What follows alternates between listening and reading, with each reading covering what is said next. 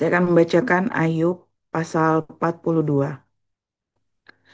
Maka jawab Ayub kepada Tuhan, "Aku tahu bahwa Engkau sanggup melakukan segala sesuatu, dan tidak ada rencanamu yang gagal. Firman-Mu, siapakah dia yang menyelubungi keputusan tanpa pengetahuan? Itulah sebabnya, tanpa pengertian aku telah bercerita tentang hal-hal yang sangat ajaib bagiku dan yang tidak kuketahui. Firman-Mu, dengarlah, maka akulah yang akan berfirman. Aku akan menanyai engkau, supaya engkau memberitahu aku. Hanya dari kata orang saja aku mendengar tentang engkau. Tetapi sekarang, mataku sendiri memandang engkau. Oleh sebab itu, aku mencabut perkataanku. Dan dengan menyesal, aku duduk dalam debu dan abu. Setelah Tuhan mengucapkan firman itu kepada Ayub, maka firman Tuhan kepada Elifas orang teman. Murkaku menyala terhadap engkau dan terhadap kedua sahabatmu, karena kamu tidak berkata benar tentang aku seperti hambaku Ayub. Oleh sebab itu, ambillah 7 ekor lembu jantan dan 7 ekor domba jantan, dan pergilah kepada hambaku Ayub. Lalu persembahkanlah semuanya itu sebagai korban bakaran untuk dirimu.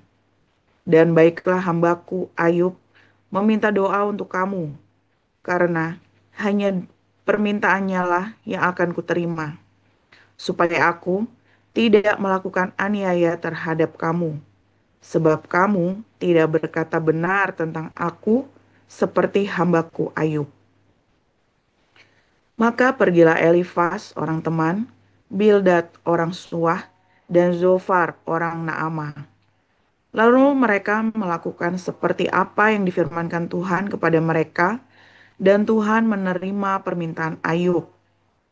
Lalu Tuhan memulihkan keadaan Ayub setelah ia meminta doa untuk sahabat-sahabatnya. Dan Tuhan memberikan kepada Ayub 2 kali lipat dari segala kepunyaannya dahulu.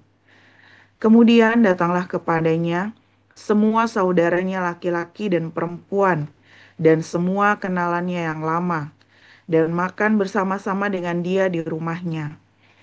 Mereka menyatakan turut berduka cita dan menghibur dia oleh karena segala malapetaka yang telah ditimpakan Tuhan kepadanya, dan mereka masing-masing memberi dia uang 1 kesita dan sebuah cincin emas.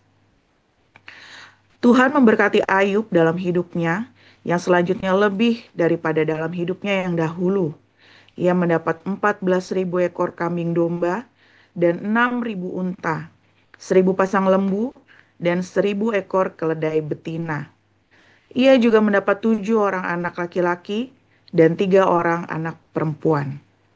Dan anak perempuan yang pertama diberinya nama Yemima, yang kedua Kezia, dan yang ketiga Keren Hapuk. Di seluruh negeri tidak terdapat perempuan yang secantik anak-anak Ayub, dan mereka diberi ayahnya milik pusaka di tengah-tengah saudara-saudaranya laki-laki.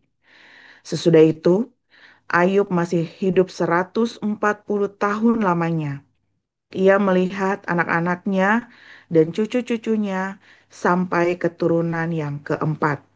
Maka matilah Ayub tua dan lanjut umur. Demikian.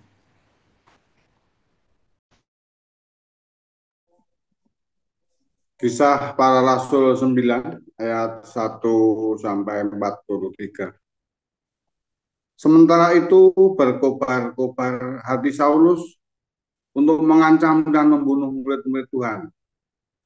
Ia menghadap imam besar dan meminta surat kuasa daripadanya untuk dibawa kepada majelis-majelis Yahudi di Damsyik, supaya jika ia menemukan laki-laki atau perempuan yang mengikuti jalan Tuhan, ia menangkap mereka dan membawa mereka ke Yerusalem. Dalam perjalanannya ke Damsyik, ketika ia sudah dekat kota itu, tiba-tiba cahaya memancar dari langit mengelilingi dia. Ia rebah ke tanah dan kedengaranlah olehnya suatu suara yang berkata kepadanya, Saulus, Saulus, mengapakah engkau menganiaya aku? Jawab Saulus, siapakah engkau, Tuhan? Katanya, akulah Yesus yang kau aniaya itu. Tetapi bangunlah dan pergilah ke dalam kota. Di sana akan dikatakan kepadamu apa yang harus kau perbuat. Maka termangu-mangulah teman-temannya seperjalannya, karena mereka memang mendengar suara itu, tetapi tidak melihat seorang juga pun. Saulus bangun dan berdiri, lalu membuka matanya, tetapi ia tidak dapat melihat apa-apa. Mereka harus menuntun dia masuk ke Damsik. 3 hari lamanya ia tidak dapat melihat, dan 3 hari lamanya ia tidak makan dan minum. Di Damsik ada seorang murid Tuhan bernama Ananias. Firman Tuhan kepadanya dalam suatu penglihatan. Ananias, jawabnya. Ini aku, Tuhan, firman Tuhan. Mari, pergilah ke jalan yang bernama Jalan Lurus, dan carilah di rumah Yudas, seorang dari Tarsus yang bernama Saulus. Ia sekarang berdoa, dan dalam suatu penglihatan ia melihat bahwa seorang yang bernama Ananias masuk ke dalam dan menumpangkan tangannya ke atasnya, supaya ia dapat melihat lagi. Jawab Ananias, Tuhan, dari banyak orang telah kudengar tentang orang itu, betapa banyaknya kejahatan yang dilakukannya terhadap orang-orang kudusmu di Yerusalem.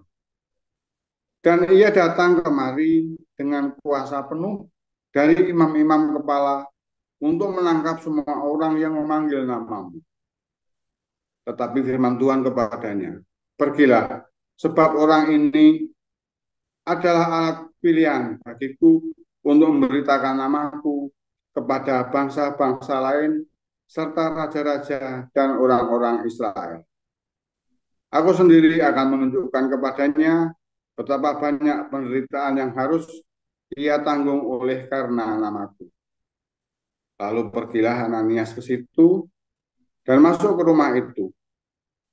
Ia menumpangkan tangannya ke atas Saulus, katanya, Saulus, saudaraku, Tuhan Yesus yang telah menampakkan diri kepadamu di jalan yang engkau lalui, telah menyuruh aku kepadamu supaya engkau dapat melihat lagi dan penuh dengan Roh Kudus. Dan ketika itu juga seolah-olah selaput gugur dari matanya, sehingga ia dapat melihat lagi. Ia bangun lalu dibaptis, dan setelah ia makan, pulihlah kekuatannya.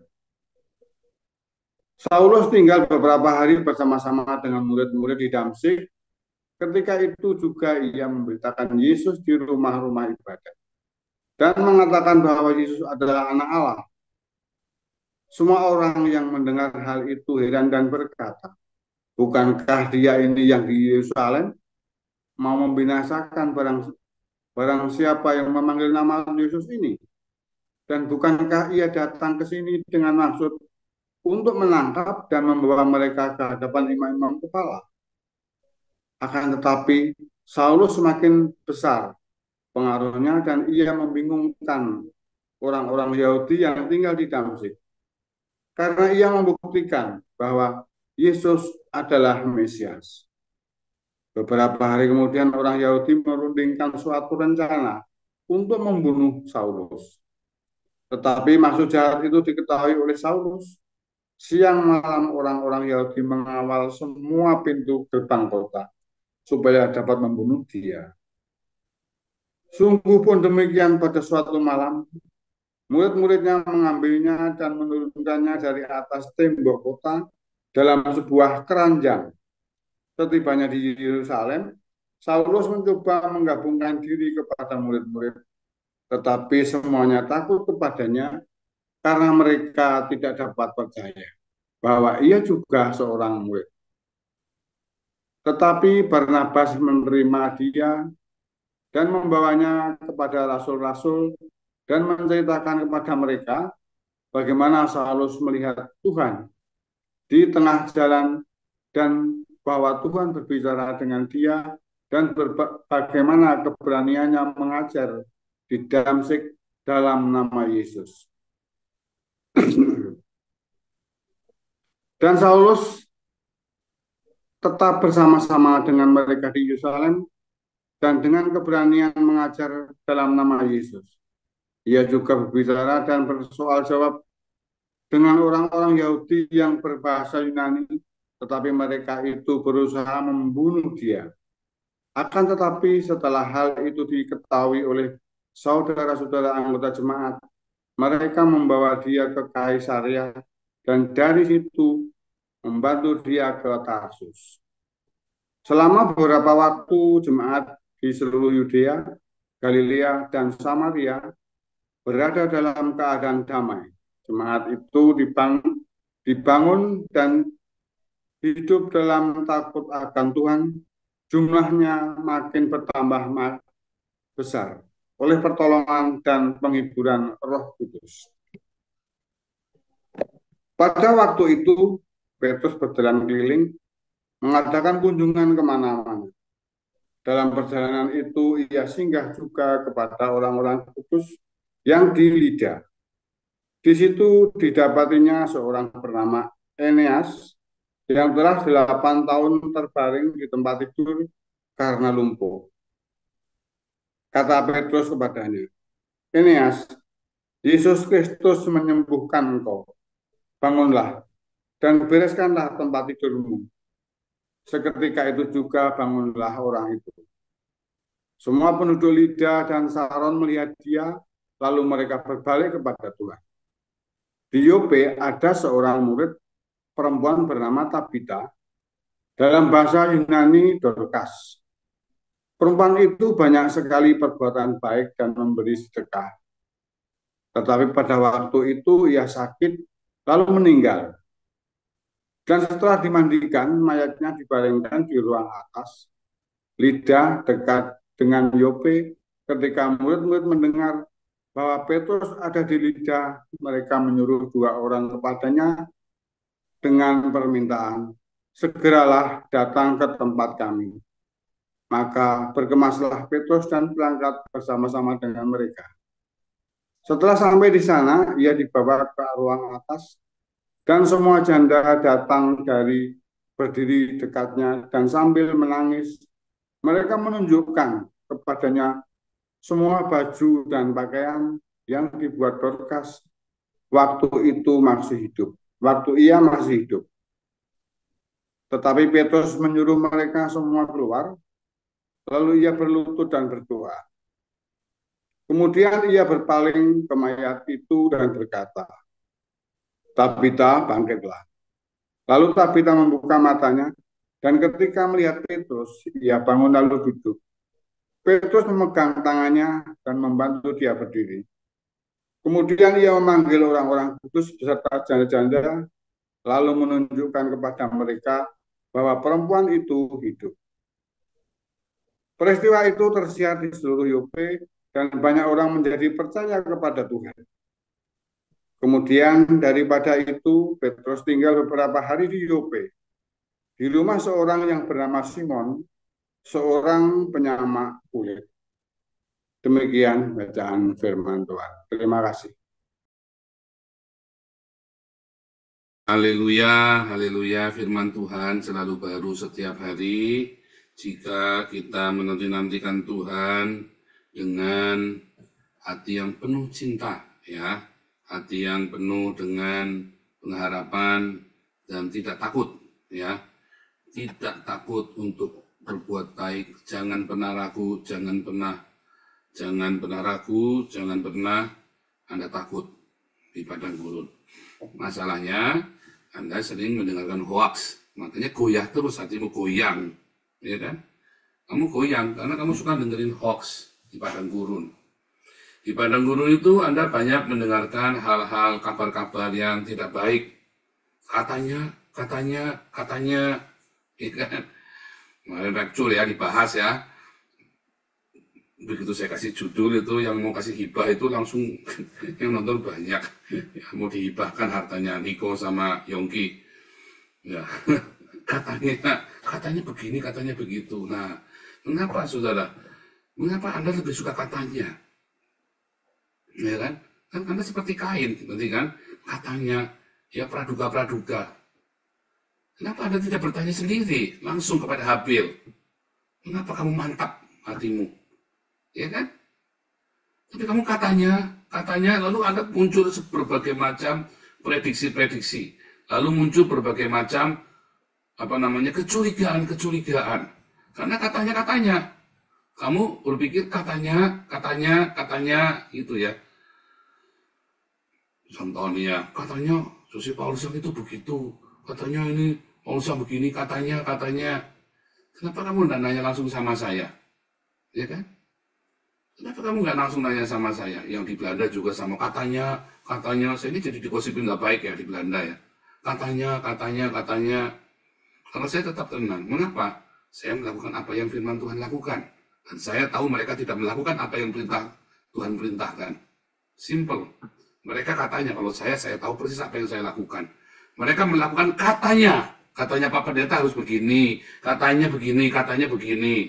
Ini lagi heboh dengan ini ya, seminar pelepasan doa profetik. Saya sampai ketawa terbahak-bahak. Ya itulah, akhirnya kamu udah tinggal di Belanda, otaknya masih tahayul-tuyul kayak orang Islam ya, cara berpikirnya ya, setan gendruwo, kuntilanak begitu ya. Padahal tinggalnya di Belanda ya. Saya terakhir cerita tentang gendruwo kuntilanak itu ya 2015 ya, begitu 2016-17 saya sering ngejar-ngejar setan itu ya. Terus saya baru ngerti tuh, oh ternyata itu adalah ilusi saya sendiri. Makin kemari Tuhan makin mantapnya, ternyata setan itu adalah kita sendiri. Ya kan? Alkitab mengatakan, bukan katanya pendeta, bukan katanya teolog siapa. Yesus masuk ke padang gurun, Matius 4, ya. Ternyata untuk dicobai oleh Satan, ya kan? Dicobai oleh Satan. Yakobus 1, kita semua dicobai oleh keinginannya kita sendiri. Jadi apakah setan? Siapakah setan? Atau bagaimana rupa setan? Setan itu adalah keinginan kita sendiri. Kemudian mengambil sebuah visual, penampakan, disesuaikan dengan apa yang kamu pikirkan, hawa nafsumu, keinginanmu, ya, dan divisualkan berdasarkan background alam bawah sadarmu, background, rekaman-rekaman, informasi yang pernah masuk. Jadilah nampak itu setannya itu. Kalau kamu biasa dengan perzinahan, kamu akan lihat kuntilanak. Kalau kamu lagi ketakutan, kamu akan lihat genderuwo. Kalau kamu lagi pengen bunuh diri, kamu akan lihat pocong dan sejenisnya. Ya. Kalau kamu lagi serakah, ya kamu akan lihat tuyul dan seterusnya ya. Lampir lah, kuyang lah, apalah segala macam ya. Itu terjadi seperti itu. Nah, itu namanya kamu katanya ada setan. Dia pernah lihat setan? Oh, saya lihat. Saya pernah lihat. Bukan katanya. Kalau katanya mah nggak masuk hitungan. Saya lihat, saya ngejar-ngejar genderuwo, saya ngejar-ngejar pocong ya. Saya ngejar-ngejar kuntilanak nggak dikejar-kejar ya. Dia berdiri di belakangnya anak waktu itu ya. Apa itu saudara? Ya karena saya dulu terjebak di dalam roh perzinahan. Iya kan? Makanya lihat kuntilanak. Nah, saya pernah lihat tuyul ya. Kenapa? Karena waktu saya serakah sekali. Ngeri ya, untuk saya jahat itu. Maka saya lihat tuyul di kamar saya. Ya, tuyul mukanya tua tapi seumur anak 1 tahun, tingginya seperti anak 8 bulan. Ya. Lihat, saya bukan tinggal lihat, saya lihat, jangan ngomong nggak ada. Saya tahu, tapi itu saya tahu persis. Dulu saya pikir itu nyata. Tetapi setelah sambil jalan, lalu itu apa ya? Ternyata itu adalah ilusi, halusinasi, delusi saya berdasarkan kondisi saya hari itu. Nanti sampai hari ini saya nggak pernah lihat lagi.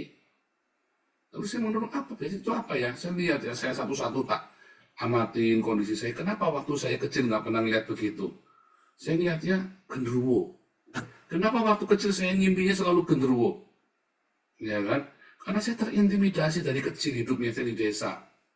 Ya, terintimidasi oleh kondisi ekonomi kami yang begitu miskin, terintimidasi oleh kehidupan di desa itu yang kita kalau salah ngomong dikit langsung digerebek ya 2 kali. Rumah kami digerebek sekampung ya. Gara-gara saya.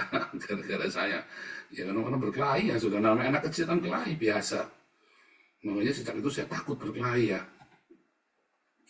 Kalau sudah memanas itu saya mundur ya, takutnya. Tapi akhirnya kan jadi penderitaan. Ya kan, siapa yang punya itu sampai ngimpi aja saya kayak dicengkram ya, kalau lagi ngimpi berkelahi itu kayak dicengkram gitu ya, nggak bisa begitu ya. Nah, kenapa? Karena alam bawah sadar saya nggak los, nggak merdeka. Makanya saya sering ngimpi genderuwo, gitu ya, genderuwo itu ya. Itu namanya intimidasi. Ya, makanya waktu saya jahat itu, saya keluar, saya ngantemi orang terus, saudara. Saya melepaskan semua ketakutan saya. Ngeri ya, saudara ya. Saya mukulin orang hampir tiap hari, saudara. Saya ngantemi orang ya, gila ya. Jahat sekali. Itu kan karena roh intimidasi itu. Ya, saya dicengkram itu, saya berusaha lepas. Sampai akhirnya saya mengalami perjumpaan dengan Tuhan Yesus itu ya. Tiap hari saya terus dipulihkan. Setiap hari saya ngimpi lagi kelahi. Saya pukul orang itu dalam mimpi saya itu ya. Nggak pernah sampai gitu ya, kayak dicengkram. Saya ngeliat setan di situ, saya dalam nama Yesus, dalam nama Yesus kamu setan pergi. Biasanya kayak dikelu gitu ya. Itu kan semua proses psikologis alam bawah sadar. Di kelas profetik nanti diajarin ya. Di kelas profetik, makanya ikut ya kelas-kelas kita ya. Supaya jangan katanya Pak Pendeta, saya ceritakan prosesnya, kamu akan kaget-kaget semua rahasia semua para nabi. Mengapa bisa ada para nabi semua itu, kamu kaget sampai ada yang protes ya. Saya pernah ada orang Belanda ngamuk sama saya, tak ajarin realita apa sih setan, ngamuk ya. Ya ada orang ortodoks juga ngamuk ya, saudara ya. Tak ceritain apa sih setan itu. Wah, orang gereja ortodoks itu kan percaya setan kuntilanak begitu, saudara. Ya, mana ada setan kuntilanak begitu, tak ketawain ya. Setan mana dah suruh ngadep sama saya? Suruh santet siapa yang suruh santet saya? Nggak ada yang makanya sampai hari ini nggak ada orang mempan santet saya. Saya kan musuh jutaan orang ya kan. Saya sampai hari ini nggak ada yang mempan santetnya, enggak? Karena saya tidak percaya. Saya nggak mau katanya, saya hadapin. Nah di padang gurun itu kamu sering mendengar katanya itu loh. Makanya katanya, akhirnya kamu ditakut-takutin karena lebih banyak katanya. Akhirnya kamu mendapat informasi yang salah. Kamu muter-muter di padang gurun, kamu kesasar-sasar, nabrak sini. Akhirnya kamu ngeluh. Capek di padang gurun, muter-muter kan capek, saudara ya. Capek kamu, karena katanya. Lalu kata firman Tuhan apa? Ya, katanya. Firman Tuhannya yang mana coba? Bingung. Ya nggak tahu, pokoknya katanya Pak Pendeta kemarin khotbahnya begitu. Makanya kemarin baru kali itu saya ngelucutin khotbahnya orang ya. Saking saya dedeh itu hatinya itu ya, ngeliat orang dibohongin ya. Ngeliat jemaat dibohongin dengan rapture. Karena saya pernah jadi korban dibohongin rapture. Sampai nggak niat sekolah ya sayanya ya. Itu saya penyesalan sampai hari ini ya. Kalau dipikir ya, tapi sudah berdamai. Kan kita sudah tahu ternyata memang sekolah itu tidak menjamin. Tetapi hari itu saya menyesal. Ya kalau dipikir ya. Jadi nggak niat belajar, gara-gara ditakut-takutin sama rapture itu. Terus kalau rapture ngapain kita belajar? Susah-susah. Kakak saya sampai mau berhenti sekolah ya. Sampai mau berhenti sekolah, sampai nggak naik kelas. Kasihan sekali. Kakak saya itu gara-gara rapture, sampai itu bertahun-tahun kakak saya itu ya. Traumanya itu ya. Kalau saya, waktu itu 1-2 tahun saya ambil alih hidup saya. Ya. Akhirnya, Yesusnya nggak datang kan tahun 92 itu kan 28 September Rosh Hashanah 28 September 1992 Rosh Hashanah, sama seperti grupnya GPI-nya Niko yang katanya nanti pas Rosh Hashanah Yesus mau datang. Ya kan 23-24 September 2025. 32 tahun kemudian ya saudara ya, 33 tahun kemudian Yesusnya belum datang. Harusnya kamu lebih takut nanti malam kamu mati daripada Yesus mau datang hari ini. Karena Yesus datang itu dengan berbagai macam tanda yang jelas. Tapi kalau kamu mati itu nggak pakai tanda, orang mau mati itu. Orang mau mati itu lebih banyak orang nanti tidak tahu tandanya orang mau mati. Kalau saya bisa ngitung ya, orang mau mati ya, saya bisa ngitung. Tapi kalau Yesus datang, hitungnya gimana? Nggak ada yang bisa ngitung. Ya, katanya. Kamu hidup dengan katanya, akhirnya kamu ketakutan, akhirnya kamu bingung. Katanya, Kamu bingung setiap hari katanya Yesus mau datang. Jadi katanya Yesus mau datang, tetapi kamu, si pendeta ini nggak jual harta miliknya. Masih diganduli lah, berarti Yesus datang dia apa hartanya? Kenapa nggak dikasih aja dia siap-siap bikin baik kan? Tapi kan enggak, katanya, dan Anda percaya dengan katanya hanya gara-gara, oh dulu pernah ada ya satu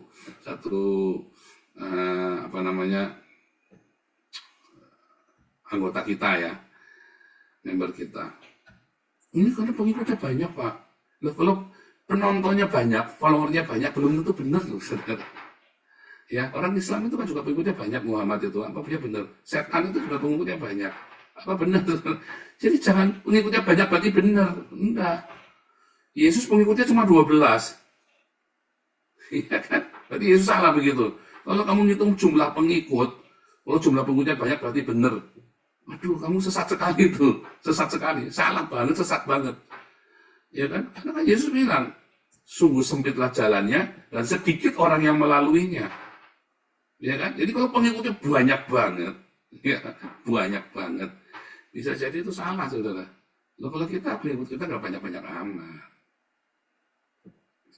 Ya, dan jalannya susah, jalannya sulit, penuh dengan bebatuan, penuh dengan terjal di padang gurun, penuh dengan onak duri, penuh dengan musuh Amalek, Filistin, orang Midian, orang Moab, orang Amon, ya, orang Edom yang menyerang kita. Ya kan? Itu bukan katanya. Alkitab nulis. Bukan katanya. Jangan kamu pikir kamu lahir baru terus hidupmu enak. Tadi Tuhan Yesus bilang sama Ananias, akan kutunjukkan kepada si Saulus ini betapa banyaknya penderitaan ketika mengikut aku. Loh, bukan katanya. Alkitab sudah bilang. Katanya Pak Pendeta, kalau kamu ikut Yesus nanti kamu diberkati duitnya banyak. Kalau kamu duitnya nggak banyak, berarti kamu nggak diberkati. Kalau kamu nggak pakai baju mahal, berarti kamu nggak diberkati. Kalau kamu nggak pakai mobil bagus, kamu nggak diberkati. Prinsipnya kalau aku saja nggak pakai baju bagus, ya orang pasti kolektor sedikit nanti. Saya pernah bilang sama Marcel itu ya, coba lihat ya, kalau saya pakai bajunya bagus, nanti orang pasti kasih kolektor saya banyak. Karena saya pakai bajunya jelek, maka orang kasih kolektornya juga sedikit. Kenapa bisa begitu ya? Nah, kan kamu malu kalau mau ngasih sedikit sama saya kan? Kalau saya bajunya bagus, mau ngasih masa ngasih cuma 1 juta. Saya pernah ya, ini kisah nyata ya, kisah nyata. Saya pernah urusan sama lawyer. Pak, saya lagi nggak punya uang Pak, tolong bela perkara saya. Dulu sama itu saya masih bodoh ya, 2005 kan 2005 ya, 2005 ya, 2004. Pak saya masih ini Pak masih. Terus si lawyer bilang, ya kamu lihat kantor saya di gedung yang mewah, bukan di ruko. Kamu lihat baju saya nih mereknya, ditunjukkan mereknya. Sepatu saya Belly, ya kamu tahulah bayarannya saya berapa. Nah pendeta tuh kayak gitu tuh saudara. Makanya dia pakai barang mewah supaya dibayar mahal. Nah, kan malu kan kalau mau ngasih pendeta. Jadi orang-orang yang punya banyak duit ngasihnya banyak. Kalau sama saya ngasihnya nggak usah banyak-banyak kan, pakainya kosnya bolong. Katanya, ini dikasih ya sama Edsel itu ya, yang pemain drum kita itu, dia ulang tahun kemarin dikasih. Ini Nike nih, bagus ya. Nah, saya pakai nih biar dia seneng. Ya, Edsel itu ya. Jadi dia belum boleh kerja, tapi pacarnya yang belikan buat saya. Saya sampai terharu ya dia bawa, karena dia nggak boleh kerja. Saya sampai nerimanya bingung saya. Mau nerima saya bingung. Karena saya tahu dia belum kerja, uangnya aja dari saya kok. Lah saya mau nerima gimana? Tiap minggu dia terima uang dari saya, malah dia ngasih saya hadiah sampai saya speechless ya. Nggak bisa ngomong. Tapi karena saya sederhana, maka orang nggak sungkan ngasih saya walaupun nggak punya uang, ya ngasih seadanya. Saya kan terima sedekah kan? Saya kan hamba Tuhan. Kalau perpuluhan itu adalah sebuah sedekah, ya, adalah sedekah. Itu untuk para imam, untuk yatim piatu, dan untuk orang asing gelandangan, gembel, ya. Perpuluhan Anda itu untuk 3 ini ya, untuk 3 kelompok. Jadi saya itu menerima sedekah. Jadi kalau masih terima sedekah, nggak usah belagu, nggak usah pamer, gitu ya. Makanya bilang ini saya pamer, saya baru dikasih, gitu ya. Naik ya, bagus ya, mungkin harganya sekitar 60 euro kali ya. Kalau saya tahu harganya naik ini kira-kira 60 euro ya. Jadi saya sampai nggak enak dengan dikasih itu, bagus banget. Saya sampai tuh bingung ya. Tetapi kalau kamu hidup tidak katanya-katanya, belajar firman Tuhan. Apa kata firman Tuhan? Bahkan di kelas kita, kamu tak kasih tahu bagaimana cara baca firman Tuhan, menggali rema buat dirimu sendiri, bukan katanya saya. Terakhir saya bilang, kamu boleh setuju, boleh tidak dengan apa yang saya ajarkan. Tapi inilah faktanya, inilah historisnya, inilah cara, inilah firman Tuhannya. Kamu tinggal renungkan sendiri, kamu dapat rema apa dari situ. Jangan dari remanya orang. Saya hanya share apa yang saya tahu, apa yang saya alami. Tapi kamu tidak boleh katanya saya. Saya cerita untuk men-trigger. Kamu harus punya pengalaman sendiri sama Tuhan. Nggak boleh katanya orang. Kamu nanti kesasar. Ya, coba kalau kamu tanya ya, kalau kamu di Palembang, ya, atau di Jakarta, ya di Jakarta lah. Cuma saya yang paling trauma itu di Palembang. Kamu kalau nanya arah, tanya jalan, kamu akan diputar-putar tuh saudara. Entah kenapa. Saya berapa kali nanya orang di Palembang. Saya kalau di Palembang, sebelum berangkat saya yakin dulu. Atau saya cari orang yang ngerti. Sebab kalau di tengah jalan kamu nanya, kamu akan diputar. Katanya. Di Jakarta juga kadang-kadang begitu ya. Di Jakarta seringkali begitu. Ya, kalau di Tegal enggak loh. Kamu tanya sama orang Tegal itu, tanya jalan pasti ditunjukin, saudara. Malah diantar sama dia, ya tak antar yuk. Dia lagi naik kemana, ya tak antar yuk. Ya, benar pusing nih, udah tak antar aja pakai motor sama dia. Kita nuntun ya, kalian nanti muterin di belakangnya naik mobil, ngikutin motornya dia. Sampai tuh rumahnya tuh, gitu ya. Orang Tegal itu memang direct ya, langsung to the point kalau ngomong, saklek namanya. Makanya sekalian bilang Tegal itu Tegal, ngomong itu blok begitu ya, nggak pakai telepon aling-aling, saklek. Jadi nggak katanya gitu ya. Nah saudara, banyak kamu punya pengalaman, dari pengalamannya orang kamu mau ikut, nggak bisa. Kamu tidak bisa ikutin pengalamannya saya. Pengalaman yang saya cerita, saya hanya kasih tahu ke Anda bahwa ini loh cara Tuhan memproses saya. Ya, tetapi ada satu garis besar, ada satu benang merah dari pengalaman kita. Ketika kita ikut Tuhan Yesus, ya, pasti kita akan hidup dituntun oleh Sang Cinta. Apakah pasti kaya raya? Enggak. Belum tentu. Banyak enggaknya. Tapi kamu akan berkecukupan, bahkan berkelimpahan. Apakah makna berkelimpahan? Berkelimpahan itu artinya kamu makan sampai kenyang, dan bahkan kamu bisa memberi ke orang. Itu namanya berkelimpahan. Kalau kamu makan aja masih utang, beras sama tetangga, utang sama warung sebelah, berarti kamu belum berkelimpahan. Ada yang nggak beres tuh, apalagi kalau sampai tahunan. Berarti ada yang nggak beres. Saya mau supaya kaya Pak, bisa beli beras 10 ton. Oh, salah.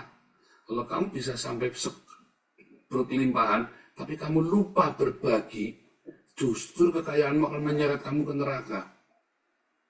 Kekayaanmu itu akan membawa kamu ke neraka. Nah, jadi hati-hati saudara ya. Ada benang merahnya semua. Ya, ada benang merahnya. Tetapi kamu jangan katanya, temukan benang merah itu pada dirimu sendiri. Nanti setiap kita kan sama. Oh, sama ya pengalaman kita ternyata ya. Intinya sama. Tapi kamu kan mengalami hal yang berbeda dengan saya. Nggak bisa pengalaman saya kamu pakai buat kamu. Atau pengalamannya pendeta itu kamu ambil, ini pendeta yang mengalami gini, saya juga mengalami yang sama. Nggak bisa. Pengalaman pribadi sama orang itu, setiap orang itu spesifik. Dan cara Tuhan mengajar. Saya punya anak 2, cara saya ngajar kepada mereka sama. Tapi penerimanya beda. Beda. Ya. Kalau si Wise itu lebih, orangnya ya karena laki-laki ya. Dia kalau menerima rasional. Kalau anak saya yang miracle itu, kalau menerima dia dengan emosional dulu, dengan perasaan dulu. Ya, kalau Mbak Ais jadi orangnya rasional sekali. Plak, saya ngomong apa, dia ngomong apa jelas. Dia pikir, enggak ngerti, ngomong yang jelas. Karena laki-laki kan, dari dulu rasional dia kalau bicara ya, kita ngomong sama dia. Kalau miracle karena perempuan, pakai hati kalau ngomong kan. Saya ngomong apa, bukannya rasional, nangis dulu dia kan. Begitu saya ngomong sesuatu, saya komplain, ya, nangis dulu dia. Makanya saya ajarin, nggak boleh nangis. Terus belajar saya, nggak boleh nangis. Pakai otak, pakai rasional. Nah gitu ya. Ya walaupun perempuannya tetap nangis diomongin ya kan. Kalau saya nggak pernah nyatet ya. Nggak pernah. Saya nggak pernah. Anak-anak saya nurut nggak pernah saya. Wisely pernah ya sekali saya satet ya. Kalau mirip nggak pernah ya. Tetapi cara penerimanya beda. Makanya pengalaman itu kamu harus punya sendiri yang buat kamu. Harus punya rema sendiri buat kamu. Nggak boleh katanya orang. Ya. Nah, kalau ada ragu ikut kelas evangelis, diajarin bagaimana cara baca Alkitab. Ya. Sekarang update baru semua ya, kelas-kelas kita semua update baru semua, sudah rubah semua dari alumni kita sudah 1.200-an ya, sudah lebih dari 1.000 alumni kita. Kita udah jalan 5 tahun saya ngajar. Jadi udah banyak saya tambah dan materi-materi lama sudah saya ajarkan di Koinonia. Banyak saya ajarkan di Koinonia online itu yang tiap hari Minggu. Jadi saya update ya untuk kelas-kelas itu. Ya, Dokter Ido itu ngulangin terus itu, udah ngulang kelas evangelis atau berapa kali itu Dokter Ido itu ya. Ngulangin saudara. Nah, yang HBC ada HBC 4 ya, kita angkatan keempat HBC mulai Januari. Ikut saudara ya, ikut 3 tahun belajar. Loh, kenapa saya nggak mau jadi pendeta? Tuh, kamu diajari belajar saudara. Diajari supaya kamu jangan disesatkan oleh pendeta, supaya kamu jangan kesasar. Tak ajari, saya tidak mendikte kamu, tapi tak kasih tahu. Ini loh informasi, kamu olah sendiri. Supaya jangan katanya orang. Nggak enak banget kamu hidup dari katanya orang. Makanya ada kelas evangelis, ikutlah kelas evangelis. Kalau yang pengen lebih serius lagi, ambillah yang HBC. Supaya jangan katanya orang, kamu belajar sendiri. Weh, kamu sial sekali kalau katanya orang ternyata salah kan? Saya kan katanya orang. Ya, tahun 2008 saya tinggalkan Tuhan karena semua teologinya karismatik ngawur semua. Saya kan dari karismatik kan belajar pelepasan lah, belajar mengging setan, belajar apa. Saya pendeta dari tahun 99 di gereja karismatik. Saya pernah mengembalakan juga ya. Saya mengembalakan. Saya malah ngusir setan lah, apalah mendoakan orang, apa segala macam ya. Pokoknya dengan gaya karismatik. 2008 nggak ada yang ampuh tuh satu pun. 2015 saya kembali ya. Tuhan ajari saya membaca firman Tuhan dengan cara yang berbeda. Dan makin lama saya makin ini baru benar. Makanya ketika saya ngomong bernubuat pun ya pasti jadi.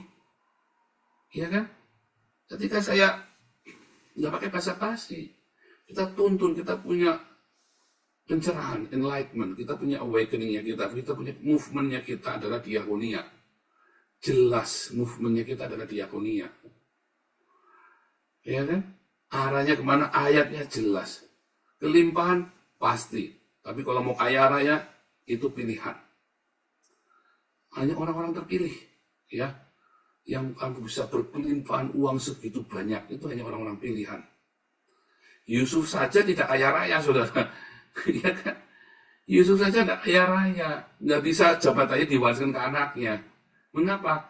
Uangnya kan uangnya rakyat, dari rakyat untuk rakyat, dia hanya mengelola. Loh, kolektor kita ada yang nanya ya, kolektornya 500 juta kemana saja? Nyindir gitu ya. Loh, saya bilang, itu bukan punya saya, itu bukan uangnya saya. Kalau maunya saya, kayak si Rudi Yohanes, kayak Saifuddin, ditelan sendiri uangnya. Ya kan? Maunya saya, tapi kan nggak boleh. Jadi uang itu diberikan ke yayasan. Bahkan proyek Eropa pun masuk ke yayasan dulu. Kalau masuk ke saya, nanti jadi masalah. Ini kan harus masuk ke yayasan dulu, dikontrol. Sama-sama kita lihat, bersih. Itu saudara ya. Yusuf pun juga begitu ya. Bukan uangnya dia. Makanya ya banyak orang nggak ngerti tentang saya, lalu katanya-katanya. Dari katanya-katanya itu muncullah fitnah-fitnah yang nggak karu-karuan. Yang salah sendiri. Ya yang ikut embun pagi pada takut kan? Ya salah sendiri. Kalau kamu takut ikut masuk embun pagi, ya kamu nggak bisa dapat beasiswa, nggak bisa dapat sembako. Ya katanya Pak Paul begini, katanya ya udah ya nggak usah minta bantuan di sini. Lo ada ya ngomong ya. Soalnya katanya Pak Paul begini, Pak Paul begitu. Lalu terus kenapa kamu minta bantuannya di sini? Kenapa nggak minta bantuan sama pendetamu? Ya soalnya nggak ada. Ya kenapa? Ya takut Pak. Ya kalau takutnya dosen. Ya gimana sih kamu? Untung saya bukan Tuhan Yesus.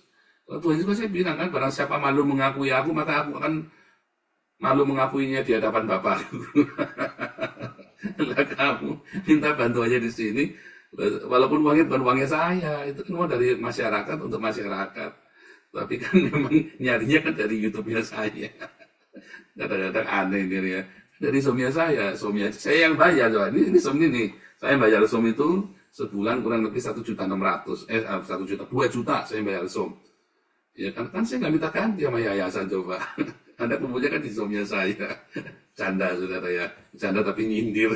Tapi kan iya kan. Lah wong takut coba. Lah kamu takut sama saya. Lah kadang ngumpulnya di somnya saya. Kamu nggak mau nongol, nggak mau nampak video kan. Ya kan aneh gitu. Buat saya aneh. Kenapa sih kamu takut? Ya, nah itu ya dia. Katanya. Padahal kan nggak pernah ada yang ditangkap di somnya saya. Ada nggak satu saja pernah ditangkap polisi? Nggak ada. Begitu kamu keluar dari somnya saya, kamu bikin sendiri, tangkap tuh, kayak Muhammad Aceh, ditangkap, kayak Saifuddin, tangkap, ya, karena kamu pergi keluar dari perlindungannya kita, kan. Ya, selama ini tempat kita ada yang ditangkap, nggak ada. Bahkan kemarin kibarkan bendera Israel aja nggak ada yang ditangkap, coba. Nggak ada. Katanya, ya, karena ya, si Owen itu kan, wow, ini Paul begini, ditanya kemarin sama Linda Grace itu ya, katanya siapa? Ya pokoknya kamu, katanya siapa?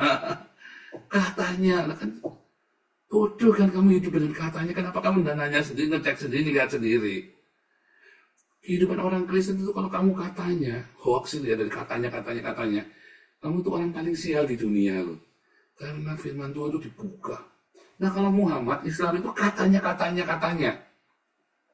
Menurut ini sanad Parawi kan katanya. Sanad Parawi itu hadis itu kan katanya ini. Ya kamu hidupnya dengan katanya. Makanya Muhammad itu bingung. Maria itu ibu Yesus, ya hidup adalah saudaranya si Harun. Itu jaraknya 1.400 tadi Bu Maria. Saya ledek tadi ya, maaf Bu Maria bercanda tadi ya. Bu Maria. Yusuf. Pertanyaan kan Yusufnya bapaknya Yesus sama Yusufnya anaknya Yakub itu sama enggak? Itu kan jaraknya 2000 tahun saudara. Tapi kan dia memang banyak Yusuf di Alkitab kan. Karena ceritanya Maria kan juga sama kan dalam Islam. Maria saudara Harun, Maria ibu Yesus ternyata masih hidup di zamannya Musa. Karena kan kronologisnya kan membingungkan itu kan dalam Islam itu kan, nggak ada kronologisnya sama sekali. Ya itu karena katanya. Tapi kalau kamu kan diajarin bagaimana cara kamu membaca Alkitab. Bagaimana cara menggali buat dirimu sendiri. Bagaimana kamu menemukan rema dalam hidupmu sendiri. Bagaimana kamu praktek, kamu benturan, kamu jatuh, kamu bangun, kamu jatuh, kamu bangun berkali-kali. Sampai kamu ngerti bukan katanya orang. Kamu ngalami Tuhan sendiri, betul nggak? Jangan katanya yuk sekarang buktikan, lakukan. Coba, lah kamu kan nggak berani nyoba kan. Kan salahmu sendiri, kalau saya mah tak coba. Firman Tuhan bilang begini. Ya, firman Tuhan bilang jangan khawatir, saya benar nggak khawatir, terjun bebas. Ya, jangan katanya. Kalau firman Tuhan berkata ampuni, jangan katanya. Kalau firman Tuhan bilang suruh mengasihi, firman Tuhan suruh bilang diakoni. Firman Tuhan bilang jangan hutang, jangan berhutang. Firman Tuhan suruh kamu percaya. Firman Tuhan kamu disuruh berbagi, kamu berbagi. Buktikan dong, jangan katanya ya.